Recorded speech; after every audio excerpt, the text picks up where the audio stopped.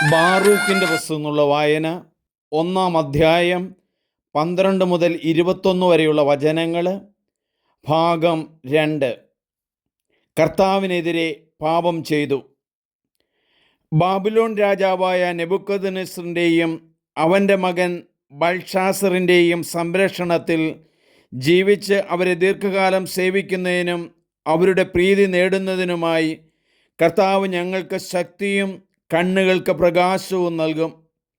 ഞങ്ങളുടെ ദൈവമായ കർത്താവിനെതിരെ ഞങ്ങൾ പാപം ചെയ്തു. അവിടുത്തെ കോപവും ക്രോധവും ഞങ്ങളിൽ നിന്ന് വിട്ടുമാറിയിട്ടില്ല.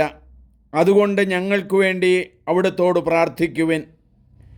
ഉത്സവ ദിവസങ്ങളിലും നിർദ്ദിഷ്ട കാലങ്ങളിലും കർത്താവിൻ്റെ ആലയത്തിൽ വച്ച് നിങ്ങൾ ഏറ്റുപറയുന്നതിന് വേണ്ടി ഞങ്ങൾ അയച്ചു തരുന്ന ഈ പുസ്തകം വായിക്കണം. തെറ്റുകൾ ഏറ്റുപറയുന്നു. 15-ാം വചനം മുതൽ നിങ്ങൾ പറയണം, നീതി നമ്മുടെ ദൈവമായ കർത്താവിൻ്റേതാണ്. യൂദായിലെ ജനവും ജെറൂസലേം നിവാസികളും നമ്മുടെ രാജാക്കന്മാരും പ്രഭുക്കന്മാരും പുരോഹിതന്മാരും പിതാക്കന്മാരും ഉൾപ്പെടെ ഞങ്ങൾ എല്ലാവരും ഇന്നുവരെ ലജ്ജിതരാണ്. എന്തെന്നാൽ കർത്താവിൻ്റെ സന്നിധിയിൽ ഞങ്ങൾ പാപം ചെയ്തു. ഞങ്ങൾ അവിടുത്തെ അനുസരിച്ചില്ല. ഞങ്ങളുടെ ദൈവമായ കർത്താവിൻ്റെ സ്വരം ശ്രവിക്കുകയോ അവിടുന്ന് നൽകിയ കൽപ്പനകൾ അനുസരിക്കുകയോ ചെയ്തില്ല. ഈജിപ്ത് ദേശത്ത് ഞങ്ങളുടെ പിതാക്കന്മാരെ കൊണ്ടുവന്ന നാൾ മുതൽ ഇന്നുവരെ ഞങ്ങൾ ഞങ്ങളുടെ ദൈവമായ കർത്താവിനെ അനുസരിക്കാത്തവരും അവിടുത്തെ സ്വരം ശ്രവിക്കുന്നതിൽ ഉദാസീനരുമാണ്.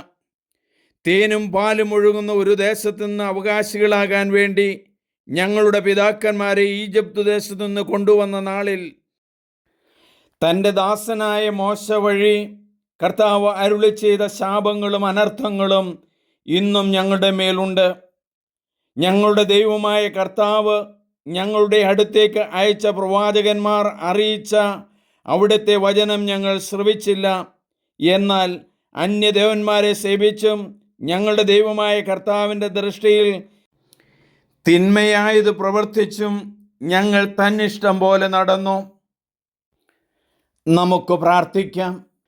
അടിമത്തത്തിൽ കഴിയുന്ന ജനതയുടെ അരികിലേക്ക് ബാറൂക്ക് പ്രവാചകനെ അയച്ചുകൊണ്ട് പാപത്തിൽ നിന്ന് പിന്തിരിഞ്ഞു വരുവാനായിട്ടുള്ള ആഹ്വാനവുമായിട്ടാണല്ലോ ബാറൂക്ക് പ്രവാചകൻ ഈ പ്രവചന ഗ്രന്ഥം എഴുതി ജനങ്ങളുടെ മധ്യേ വായിക്കുന്നത്.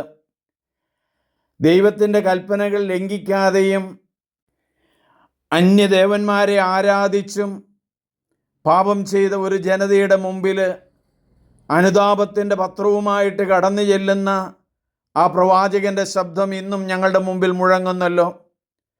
പാപം വഴിയായി ദൈവത്തിൻ്റെ കൽപ്പനകൾ ലംഘിച്ച് ഞങ്ങളോട് ഓരോരുത്തരോടും ക്ഷമിച്ച് ഒരു പുതിയ ജീവിതത്തിലേക്ക് ഞങ്ങളെ ഓരോരുത്തരെയും കൊണ്ടുവരുന്ന ഈ വചനങ്ങൾക്ക് നന്ദി പറയുന്നു.